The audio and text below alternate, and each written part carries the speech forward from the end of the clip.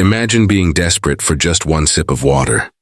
So thirsty that you ignore every rule around you. Now imagine that water turning you into the most wanted person across the galaxy. One moment you are a simple worker. The next, you become the key to a future that could save or destroy countless worlds. He drank from a forbidden fountain. Then he heard a chilling voice whisper, "You have no idea what you just became." If you are new to the channel, then please subscribe to the channel and like the video. And tell us, where are you watching from? Now, let's jump into the story. The silver halls of the Imperial Citadel gleamed like dawn trapped in metal. Jude Arden rolled his cart through a corridor so polished, he could see the tired lines under his own eyes. He had scrubbed for 14 hours. The air ran warm and dry, tuned to the Orelon comfort range, and his water pack had been empty since noon. He told himself he would finish the last wing. He told himself he could wait. Warden Keth drifted in, tall and cool, his pale ridges pulsing a slow violet. "Worker Arden," he said, "a flaw remains on tile 9. His 4 pupils blinked out of rhythm, a sign of disapproval. Jude crouched, buffed, and tried to swallow, but his throat felt like paper. "I will clear the atrium before shift end," he said. "You will," Keth answered. "The Auric Sovereign speaks at first light. The Citadel must be without question." When the warden's footsteps faded, Jude pushed on toward the grand atrium. It spread like a star map beneath a glass dome, columns rising into light, banners hanging like rivers. At the heart stood the radiant spring, not only beautiful but alive. The Orelons called it memory water, the breath of their origin. Streams coiled into floating shapes that shifted from history to art to pure pattern. The water looked heavy, the way light looks right before rain. He worked along the edge tiles, saving the center for last. His mouth was dry sand. The room sat empty, and the spring sang in soft notes he could almost hear. Rules said off-worlders must never touch the water. Rules said the spring was for ceremony, for chosen minds. Rules said offenders faced punishment that did not need extra details. He looked left, then right, and still no one. Just a sip, he thought. A small sip to finish the floor and keep his feet. He cupped his hands at a low curl of the stream. The water fell into his palms like silk. It tasted cool with a faint metal echo, and as it slid down, warmth spread from his chest, gentle at first, then brighter, like waking up from a heavy dream. "Human," said a voice. "Calm and old. Do you understand what you have started?" Jude spun. An Orelon elder stood by the arch, robes braided with thin silver bands. His skin carried fine markings like the rings of a tree. His eyes were not angry. They were curious. "I'm sorry," Jude said, breath short. "I was thirsty."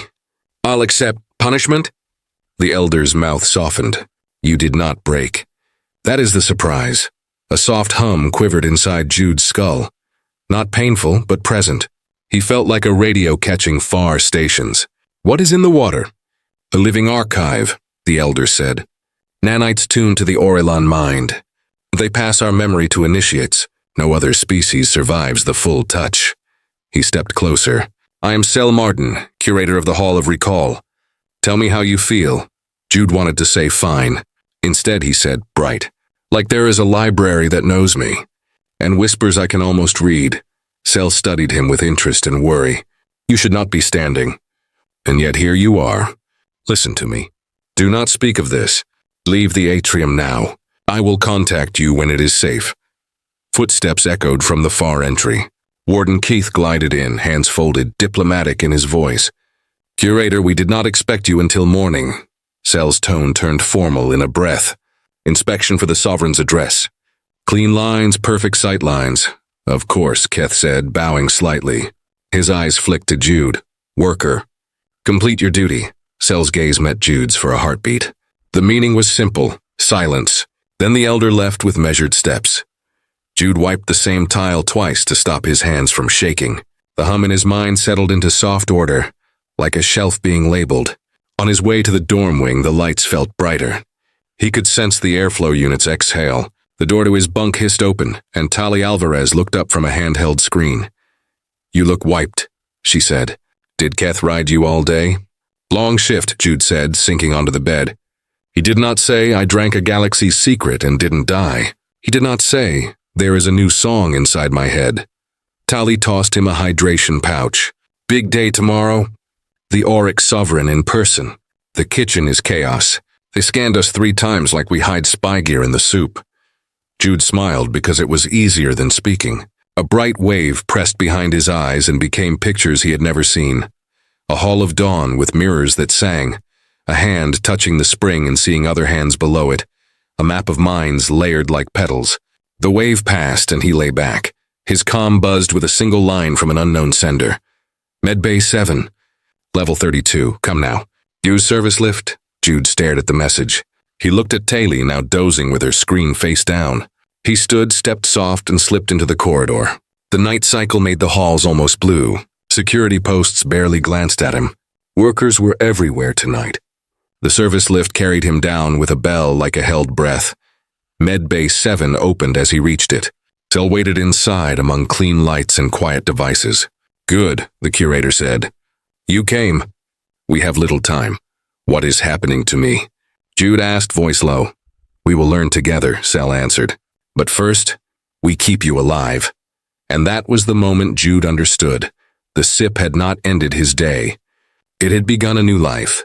The scanner washed a cool glow over Jude's skin. Cell moved around the table, hands steady, eyes alert. The nanites in the spring are tuned for Orilan neural pathways, he said.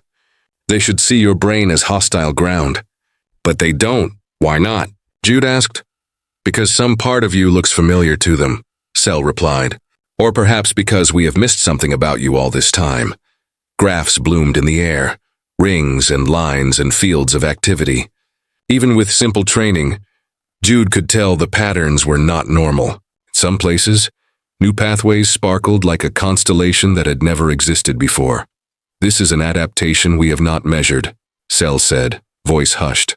They are building bridges, not breaking them. Is this going to kill me? Jude asked. Not if I can help it, Cell said gently. But I cannot promise ease. Tell me when you feel pressure. I feel clarity, Jude said.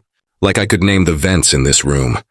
Like I could tell you the way the lift thinks when it stops. Cell's eyes widened. The interface, he whispered. You can listen to systems. The comm panel on SEL's wrist pulsed. He checked it and went still. We must talk quickly. Tomorrow's ceremony is not what it seems. The Sovereign will use the spring to release an invisible mist. It will carry altered code. The crowd will breathe it in and think they see truth. They will not. Mind control, Jude said, stomach tight. A gentle word for a hard act, Cell replied. It is a plan made in quiet rooms. I have watched and waited, and I have tried to block it. But the new control lattice is sealed. Jude saw the atrium in his mind as if he stood there now. He saw the fountain's base, the hidden consoles, the new lines of permission woven like knots. The nanite's hum shaped those details for him as if they had always been his. I think I can reach it, he said. If I am close, Cell stepped back. You must not attend the ceremony, he said. If they see you, they will separate you from the others. The Sovereign cannot allow proof that the spring accepts a human. Warden Keth reassigned me to the atrium team, Jude said. He gave me formal wear. I will be there. Then listen, Cell said. I will try to shut the lattice from a side panel near the southern pillar. If I fail, you will have one chance to feed the spring with countercode. These, he opened a drawer and lifted a slim glass ampule, hold neutral nanites. They are unprogrammed but ready. If you can mark them with your signal and return them to the water, they may undo the altered stream. Jude took the ampule. The glass felt warm where it should have been cold. What happens if I do nothing? The galaxy steps into a story it did not write, Cell said. And it will be hard to crawl out. Jude returned to the dorm on legs that felt both heavy and light. Tali sat up when he entered. You took forever, she said. You okay? I will be, he said. And he meant it without fully knowing why. Morning came with bright music and a silent throb under the sound. The atrium filled with diplomats, traders, and scholars from 100 worlds, each costume a country of its own. Jude stood by the south entrance with a tray, the ampule hidden in a sleeve pocket. Across the floor, Seal moved like part of the architecture. Steady, ordinary, unremarked. The Auric Sovereign walked in with a still brightness that made the air change. His ridges glowed steady white. He lifted his hands and the crowd bowed in a ripple. elegant and practiced. "Friends of the Concord," he began, his voice smooth and sure. "We celebrate prosperity and prepare for a new chapter." Jude felt the fountain shift. The patterns in its water sharpened. A fine mist began to rise, almost beautiful. He glanced at Sel, who was already at the panel, fingers moving like a song. Guards formed two quiet lines near the dais. The mist spread higher. Jude's chest tightened. He lifted a glass from his tray and held the ampule low inside the other hand. He leaned his mind into the water. The hum met him halfway. He felt threads, gates, checks, and he pressed a simple mark into the neutral swarm. Trust the human signal. Undo the override. Restore the original memory paths. He emptied the glass into the fountain in one smooth motion. For a breath, nothing changed. Then the glow softened from hard white to gentle blue. The mist began to unmake itself. The crowd shifted, puzzled. A few officials swayed and steadied. The sovereign turned, eyes narrowing, the mask of calm slipping. "Guards," he said, and the word was enough. They surged. Jude stepped back, heart fast. A hand grabbed him and pulled him behind a column.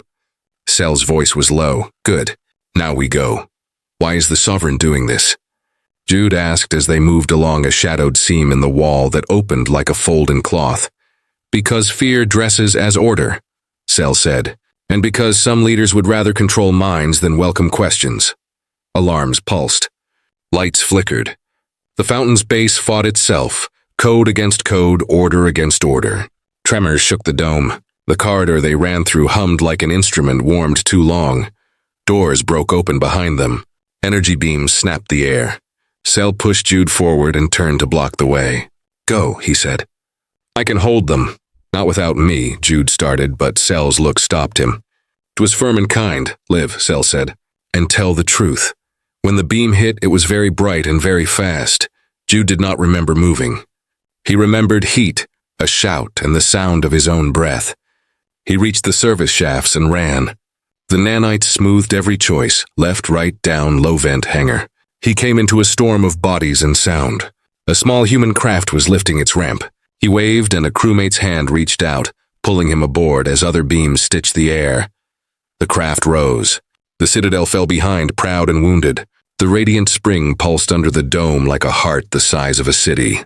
Jude put his hand to the cold viewport glass and promised himself he would not waste what Sel had given him. The frontier colony, Aversa Epsilon, felt like human noise after Orlin marble. Wind smelled like sweet metal and dust. Cargo trams rattled past murals painted by bored kids and grateful engineers. Jude kept his head down, hood up. The small transport crew listed him as a reassigned aide, which bought him 3 days of space and air. Jarlina Park waited at a low building that pretended to be a water plant. Inside, it was all bright instruments and steady humming. "You're Jude," she said, not asking. Her hair was tied back, her eyes sharp. "I'm Lena." Curator Sel was a friend. Jude looked at the clean floor. Words took a moment to form. "He saved me," he said. "He saved more than you," she replied softly. "Come on. We need to see how your mind is holding up." Scans painted light around him. Lena murmured to herself as lines danced in the air. "The nanites didn't only integrate," she said. "They're enhancing your signal bandwidth. You're forming stable bridges between human and Orlin patterns. We've never seen this." "I can feel systems," Jude said. "In the Citadel, I touched the fountain's code like it was a door I could open." General Harlan Greaves arrived in the middle of the second test, boots loud, jaw set. "Mr. Arden," he said, "people are saying you upset an empire." "I tried to stop a bad plan," Jude said. "That will do it," the general replied.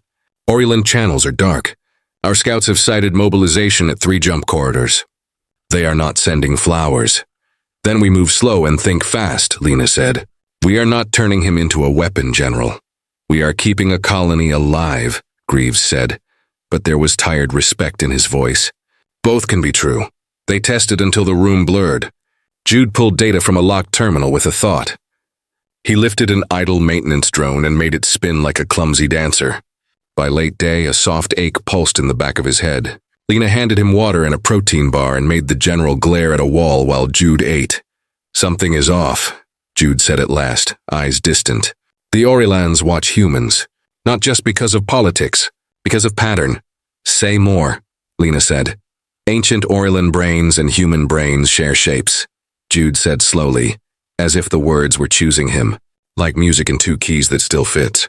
If Orlans had not used tech so early, maybe their minds would have grown closer to ours naturally. Lena nodded, a look of relief and worry mixing together. Cell sent me fragments over the years. I never had proof. You are the proof. Alarms cut the air hard and sudden. A tech ran into the room. Orlan dropships in orbit, she said, breath quick. They found us. How? Lena asked, then closed her eyes. The nanites. We should have scrubbed for emissions. Save the lesson for later, Greaves said. Bunker, now. The bunker smelled like stone and fear. Screens showed dark dots falling through bright sky. The security feeds painted a ring of gray armored figures outside the facility. Execution squads, the general said, voice flat. They are not here to talk. They want me, Jude said, mouth dry. If I leave, the others might live. No, Greaves snapped. We do not trade people. We also do not dig our own graves, Lena said, eyes on Jude. What are you thinking? I can speak to them, Jude said. Not with a speech. With proof. You'll show them your tricks and they'll cut you open to see the clockwork, Greaves said. Maybe, Jude said, but maybe they will see a way out. He stepped to the console and opened himself to it. He could feel the array reach up through the tower, into the sky. He slid the signal sideways into an Orlan band. This is Jude Arden, he said in perfect Orlan, simple and clear. The human who touched the radiant spring. I request parley with your commander. For a pause long enough to count slow, nothing answered. Then a face formed on the big screen. Commander Thalor in layered armor with calm eyes and a rigid mouth. Human, he said. Your existence violates law. The Sovereign orders your elimination. You have orders, Jude said. You also have questions. You wonder how I speak your tongue and move your tech with my thoughts. He reached across the signal and tapped the commander's sensor grid, not to harm, only to show. Your scanners now display a signature you have never seen. It is mine and it is singular. If I come to you alone, you can test me. If I lie, end me. If I tell truth, we can walk back from this edge. The commander looked away to staff beyond the frame. When he returned, his ridges pulsed a measured amber. You come unarmed, he said. Any false act and the colony ends. Agreed, Jude said. The moment the screen went dark, Greaves rounded on him. That was reckless. That was honest, Jude said. Lena touched Jude's arm. Remember who you are, she said quietly. The nanites will keep writing new lines. Do not let them write over your name, Jude nodded. He walked toward the lift as if his feet knew a music he could not hear. Out under a pale sky, a black shuttle settled on a cushion of air. He climbed its ramp and felt it carry him away, light as a breath. The Orlan cruiser Gilded Night hung above the blue curve of Aversa Epsilon, silent and sharp. In its research bay, light was soft and patient. Commander Thalor stood with the chief scientist, Ona Seth, reviewing layered scans of Jude's mind. Una's ridges pulsed pale with something like awe. The nanites have not only nested, Ona said, they have built new roads. His neural speed is significant. We tuned the spring to us, Thalor said. How did a human survive? Because his pathways rhyme with ours, Ona said softly. Not the way we live now, but the way we once did, before augmentation shaped us. Jude, listening without pretending otherwise, spoke in their own language. Or maybe the way you might have grown if you let time do its slow work. Both officers turned. Thalor's hand drifted near his sidearm on instinct, then stilled. You understand us easily, he said. The spring taught me songs, Jude said. I did not ask, but I will use what I have to choose peace. The door slid open. Executive Kren entered in armor so black it swallowed edges. The room cooled. Commander, Kren said. The Sovereign demands the specimen be transferred for disposal. Jude lifted his chin a fraction. Before I go anywhere, he said, hear what I learned when your water shared its memory. Your words are nothing, Kren said, but he did not fire. Your Emperor hides a fear, Jude said, voice calm. Your people feel a slow hardening. Birth rates drop. Enhancements must grow more extreme to hold the same line. I saw reports in the archive woven into the spring. They were not meant for public eyes. Ona looked at Thalor with alarm and something like confirmation. We have seen hints, she whispered. We are not allowed to call them by name. Kren raised his weapon. Enough, he said. This is imperial slander. Jude did not flinch. The nanites inside him reached for the weapon. Like water finds a path. A small release clicked. The charge fell quiet. I am not your enemy, Jude said. I am a mirror. The spring made me into a bridge. The cruiser shuddered as larger ships blinked into orbit. Voice rolled across the internal channel. The Auric Sovereign had arrived. It is finished, Kren said, but his voice had a hairline crack in it. It is not finished until we choose, Jude said. He looked at Thalor. Commander, you have seen the scans. Tell me you see only a threat. Thalor's ridges slowed, then steadied. I see a door, he said, quiet enough that it seemed he spoke to himself. Let me open it, Jude said. He closed his eyes and stretched his sense farther than ever. He felt the hull as a song of tension and heat. He felt the fleet like a forest of listening. He moved through channels, carefully asking, not taking. He carried a single clear thing and placed it in every receiver. A packet of memory, not only data, but feeling. A small history of a worker who drank because he was thirsty. A teacher who risked his life to protect a stranger. The sight of a fountain made to share wisdom turned to a tool for control, and then turned back by a simple act of trust. Alongside that, he included a model. How Orelon patterns and human patterns could meet and build third ways without erasing either one. Across command decks and pilot stations, the message bloomed. Not a command, a chance. Officers stared at screens and then at each other. Some wept without noticing. On the flagship, the Sovereign paced, then stopped, then called for a new plan and found none. He could speak without sounding smaller. The cruiser fell still. Thalor let out a long breath as if he had held it for years. Executive, he said. We have options other than destruction. Kren stared at Jude. The weapon hung heavy at his side. In his eyes there was anger, but also a tired curiosity. If you are right, he said, we have built a wall against a sunrise. Sunrises do not ask permission, Jude said. They happen. We decide whether to look. 3 months later, a council gathered in a hall that felt new and old at once.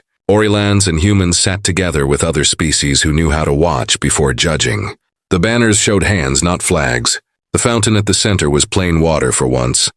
No figures, no display, only light passing through it. Jude stood on a modest platform. He wore simple clothes again. He did not wear a uniform. My name is Jude Arden, he said, voice steady. I was a cleaner who took a sip when I should have waited. I did not earn what followed. I only tried not to waste it. He looked over faces bright with care.